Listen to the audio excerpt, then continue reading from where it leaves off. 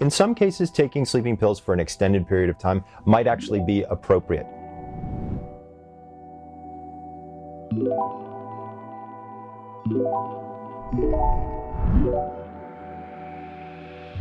If you have a medical condition or you're taking another medication that might promote sleeplessness, then that might make sense. But for most people, it should be a short-term use of medication. So what do I mean by short-term use? People should be using medication somewhere in between maybe 3 or 4 weeks, as high as maybe 12 or 15 weeks, depending upon what their situation is and who they're talking with in terms of their doctor. Now, there are lots of different sleep medications out there, and some of them can actually be okay for longer periods of time, some for shorter periods of time. So let's talk about that for just a second. The prescribed sleep medications are designed to be used for between 30 and 45 days.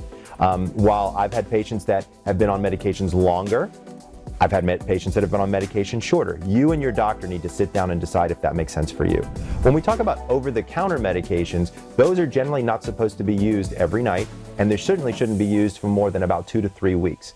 If you're using anything for longer than that and your doctor doesn't know about it, one of the first things you need to do is talk with your doctor, because some of those over-the-counter medications can, in fact, interact with other medications that you might be taking, and that can pose a danger to you.